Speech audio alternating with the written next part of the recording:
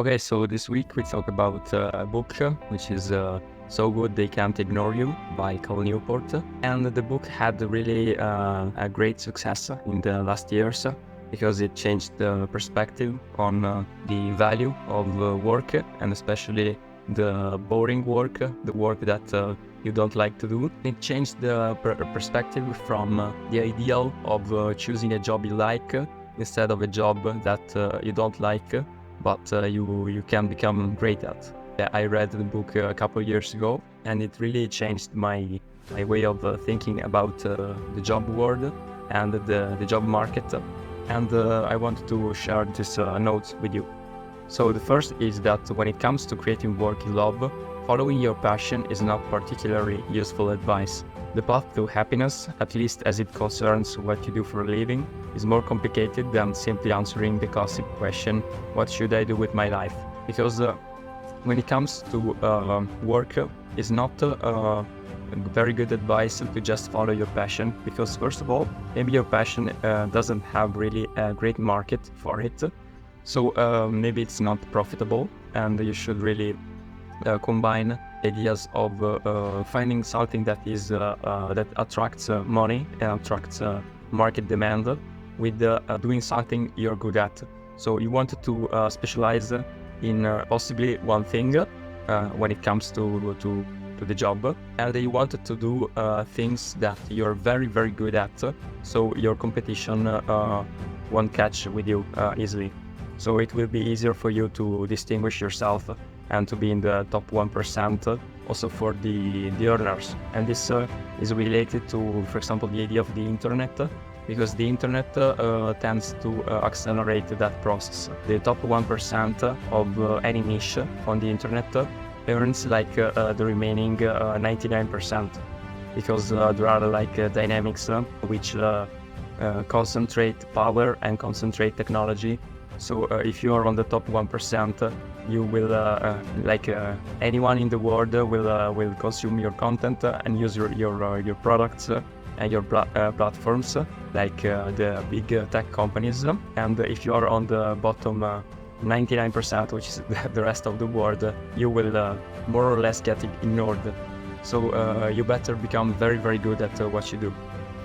Don't follow your passion, rather let it follow you in your quest to become so good they can't ignore you. So the idea of the book is that if you become very good at what you do, you will get fulfillment and satisfaction from your work, and this will compensate for the boring part of doing a job which doesn't correspond to your precise passion.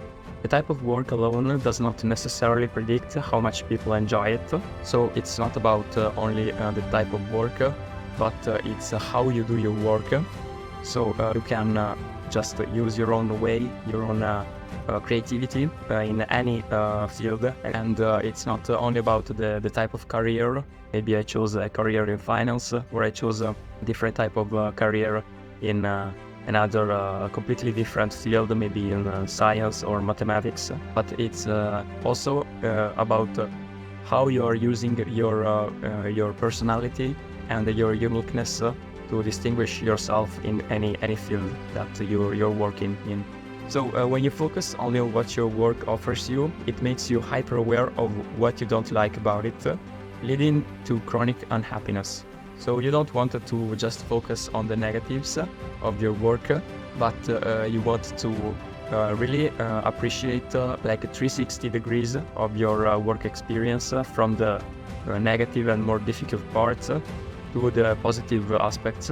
So you don't want to just focus on the negative side, because if you do that, you will find imperfections and awful, difficult things to do in any different job you will choose. If you want to love what you do, abandon the passion mindset, which is what can the world offer me, and instead adopt the craftsman mindset. What can I offer to the world? So the craftsman mindset is very central in the book by Cal Newport. Each one of us has its own ability to provide the other people and the world with something unique, and we want to offer something that is made with passion, like a craftsman. You want to offer your ability and your mastery. It can't always be about art or about something which is creative, but you can also apply your creativity in other more traditionally boring career paths. For example, in finance, for example, you want to be creative in how you choose your investment opportunities, in how you market your products. So it's about really trying to apply your uniqueness and intelligence. It's less about paying attention to your main pursuit and more about your willingness to ignore other pursuits that pop up along the way to distract you. So you also want to not to be distracted by crazes and by just fads, but you wanted to develop a mastery in one field, and you wanted to follow your career to become like the same as the title, so good they can't ignore you, which is you wanted to become the best in your field. Key thing is to force yourself through the work, force the skills to come. That's the hardest phase. So the hardest phase is to persevere through difficulty and through the boring part, and then it will come the achievements and the best part, social satisfaction and the satisfaction from your friends, from your society about your products and what you're offering. So scientists have failed to find much evidence of natural abilities explaining experts' successes. It's a lifetime accumulation of deliberate practice that again and again ends up in explaining excellence. So basically, if you wanted to become a master in what you do, and to achieve mastery, you need to do deliberate practice, which is focused attention on what you're doing, and not without distraction, without multitasking, which is very, very bad for your efficiency. And you need just to get to work and spend a lot of time doing just one thing to become the best in your niche. If you just work hard, you'll soon hit a performance plateau beyond which you fail to get any better. So it's not only working hard, but also you need to work smart. More control leads to better grades, better sports performance, better productivity, and more happiness.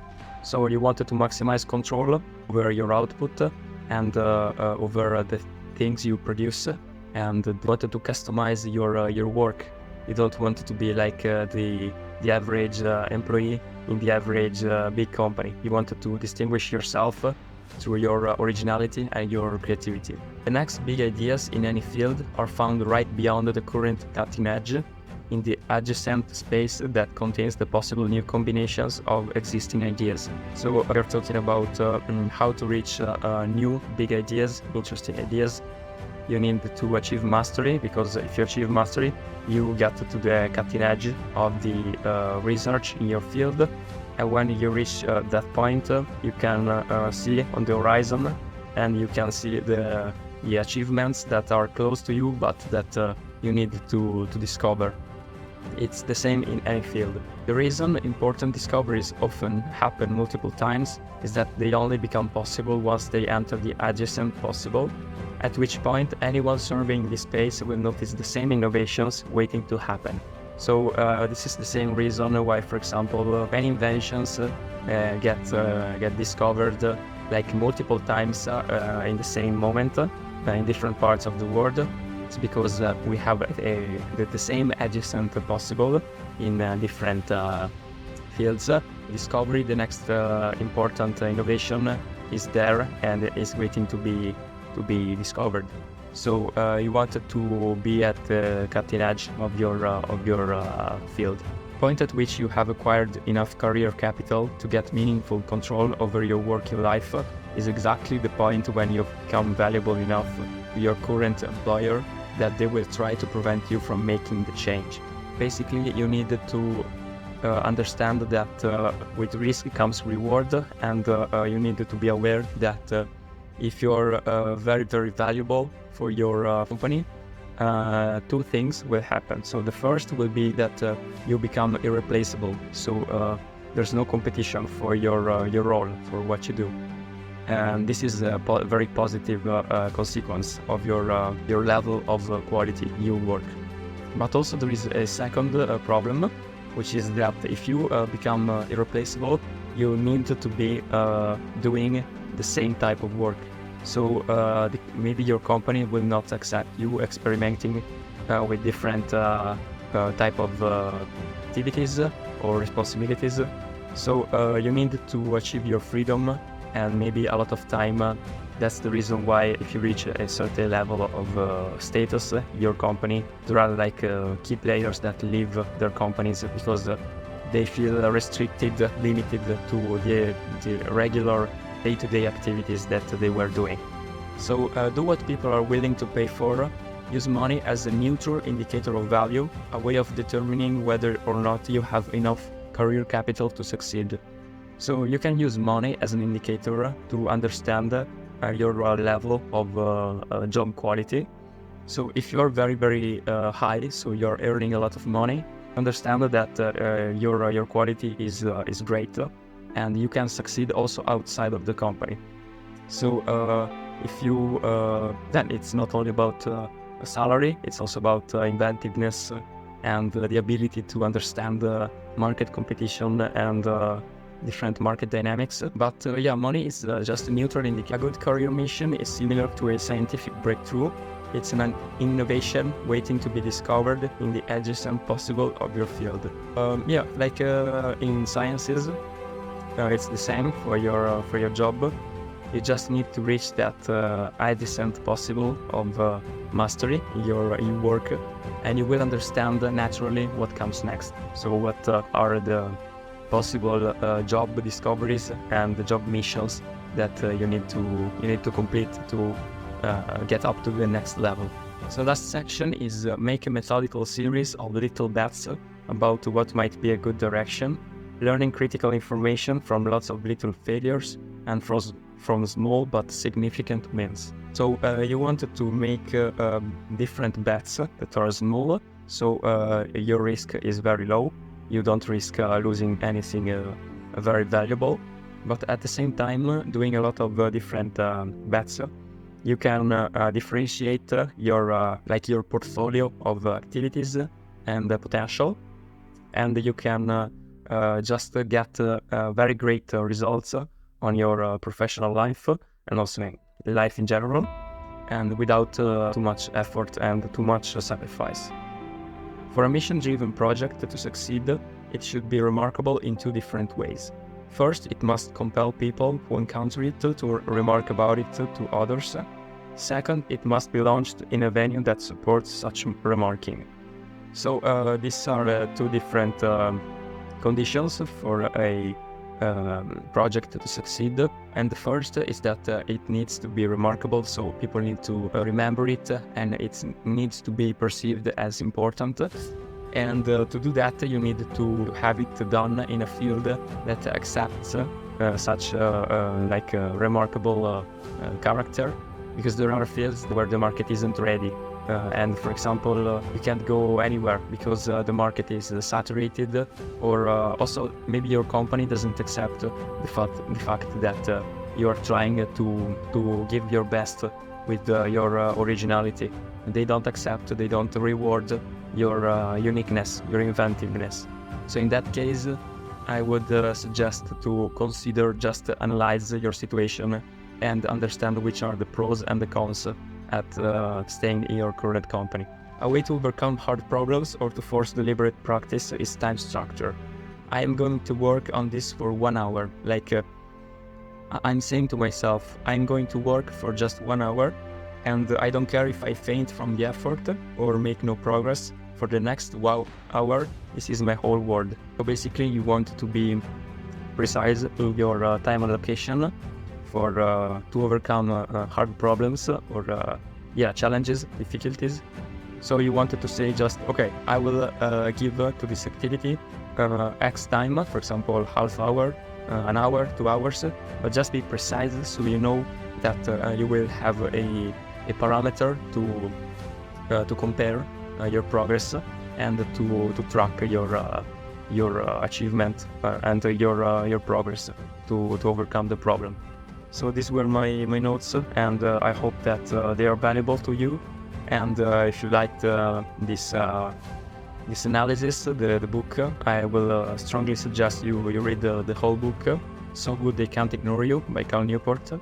And yeah, we'll see in the next week what book we will have to review. Thank you.